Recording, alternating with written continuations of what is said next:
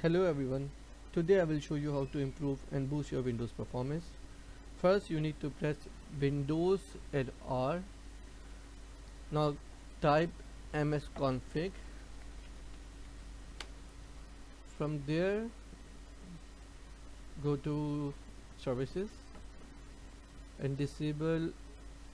First you need to hide all these Microsoft services just for safe side. Now disable all the extra and useless services like BattleEye.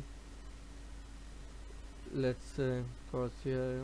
You will have more services from there. Every system has their own services, depends on the software you installed.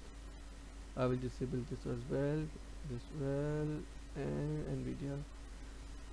Leave the Google and Nvidia and Intel or AMD services, depend on your motherboard, processor and other softwares. I will disable also software services.